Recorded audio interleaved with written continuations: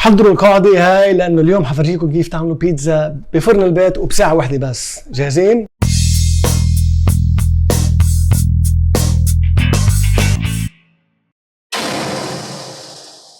هيدي القاعدة هاي هي أهم شيء، من دونها هاي لا بيتزا ولا مناقيش ولا كعك حينجح معكم بفرن البيت. هيدي مثل ما شايفين ألمنيوم سميكي، سمكتها سنتيمتر واحد، ممكن تجيبوها حديد، ممكن تجيبوا حتى حجر البيتزا بينفع، المهم يكون سميك ويحفظ الحرارة، وبس تحطوا عليها العجينة تنفخ على السريع.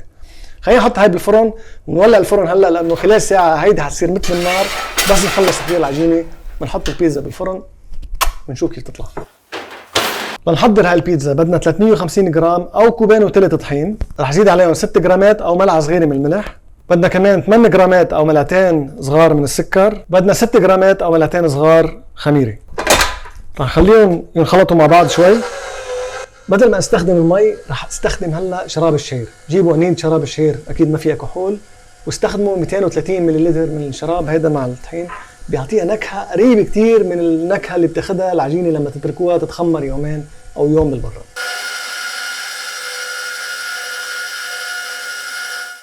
هلا بس العجينه تمسك حنحط عليها 15 جرام او ملعقه كبيره زيت زيتون ونكمل عجين.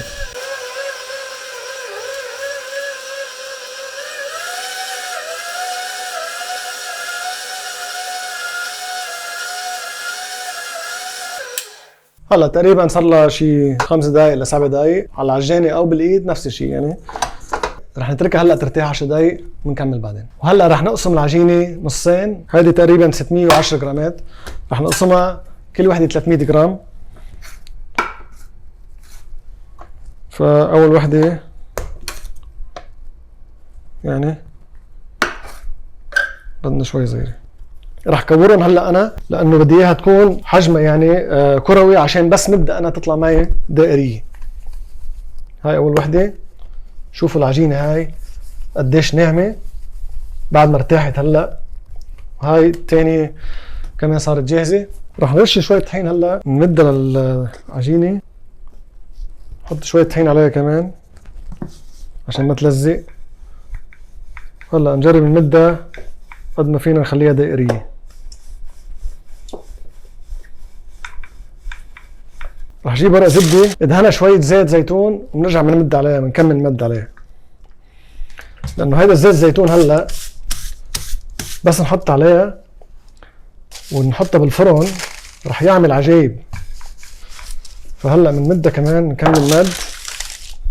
اذا عندكم ورق زبده اكبر بيكون احسن يعني. فهلا مدوها، هلا بدنا نغطيها ونريحها شي نص ساعه. انا محضر وحده قبل بوقت، فهلا حنحضرها ونحطها بالفرن لبين ما كان الثاني صارت جاهزه. فرح احط صلصه بندوره. هيدي الصلصه انا بعملها من بندوره مقشره، بجيبهم علب وشويه ملح، بخلطهم ضربه صغيره على الخلاط. ممكن تحطوا عليها، ممكن تزيدوا عليها حبق او توم، يعني تنكهوها مثل ما بدكم. يعني بالنسبه للصلصه ما في شيء صح او غلط، شو بتحبوا حطوا بالصلصه، بس اكيد ما تكتروا ملح. انا بحبها تكون يعني بسيطه، ما بحب الصلصه تكون معجوقه. الصلصه صارت جاهزه. عندي كمان جبنه الموزاريلا، فهاي موزاريلا كمان ما تجيبوها كتير ناشفه، يعني تكون نص نص. هلا في ناس بيحبوا انه تكون العجينه مليانه كلها يعني للطرف. اذا بدكم الطرف انه يكون مليان حطوا زيدوا، انا حخلي الطرف شوي فاضي يعني ما راح اعبيه على الاخر. عندي شويه سجق ايطالي شوي حر يعني، قليتهم شوي بالمقليه قبل ما احطها على البيتزا يعني، فعشان تكون يعني مضمونه انه مستويه، ما تكون بعدها نيه. اذا حطيناها نيه وحطيناها بالفرن، بما انه هذا الفرن حرارته ما كتير عاليه، ما فينا نضمن انه هذا السجق يستوي. وعندي كمان هيدي سلامي بقر رح احط كمان عليها. هدول بتجيبون مقطعين او اذا بدكم تجيبوها يعني كامله وبتقصوا، بس اكيد هذه بما انها بدنا اياها كثير رفيعه صعبه بالسكينه واحد يقصها تطلع هيك رفيعه. هلا صارت جاهزه نحطها بالفرن. حطيناها على ورق الزبده عشان تكون سهله معنا ناخذها على الفرن. هلا بناخذها مثل ما هي، بندخلها وبنحطها بالفرن.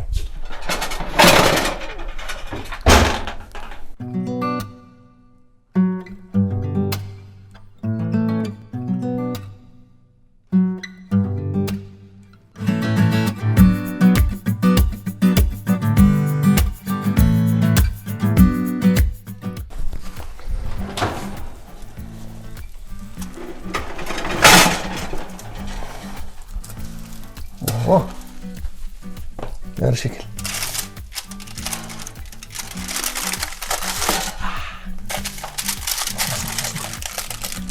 سخنة يعني منظر الحديد هلا، المنظر غير شكل. بدنا نشوف هلا الطعمة، اهم شيء الطعمة. يعني مستوية، شوفوا من تحت ليكو.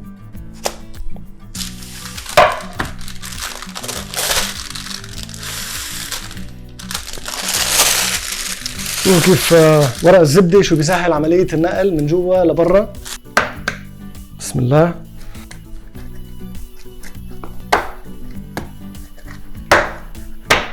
هيدي مستحيل واحد ياكلها هلا لانه الجبنه بعدها مثل النار. شوفوا هاي الارضيه تبعيتها، بس خايف هلا اكل انا نتبهدل.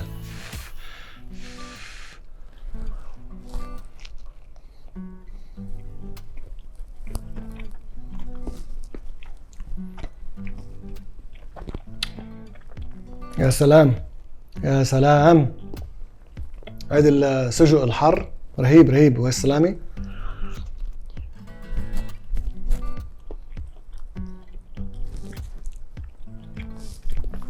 ما بتخيلوا قديش خفيفه وقديش انها شو يعني مستويه من برا ومن تحت، بس من جوا يعني العجينه مثل السفنج ومن برا مقرمشه. يعني اذا بدكم ممكن حتى بعد تحطوها بعد جوا الفرن اكثر، بتقرمش بعد اكثر، بتطلع يمكن بعد على الاطيب. فهلا صرتوا تعرفوا كيف تعملوا بيتزا بساعه واحده، ما بدها اكثر من ساعه من وقت ما تبلشوا تحضير لتخبزوها. بس اهم شيء مثل ما قلت لكم الفرن لازم يكون كثير حامي. هيدي القاعده الحديد او الالمنيوم لازم تكون جوا الفرن من وقت ما تبلشوا تحضروا، يعني تشغلوا الفرن حطوها فيها خلوها تحمى تحمى تحمى مزبوط، عشان بس تحطوا البيتزا عليها خلال 5 دقائق بتكون شو صارت غير شكل. فهيك بنكون خلصنا. مثل العاده اذا حبيتوا الفيديو زر الاعجاب، اذا ما اشتركتوا اشتركوا، لانه مثل ما شايفين دائما في عنا وصفات جديده. يعني بنحاول دائما انه نبتكر الاشياء، نعملها بطريقه انه تزبط معكم بالبيت، نفس طعمه المطاعم، نفس النوعيه تبعت المطاعم. فانا ان شاء الله بشوفكم بحلقه جديده الاسبوع الجاي. باي باي.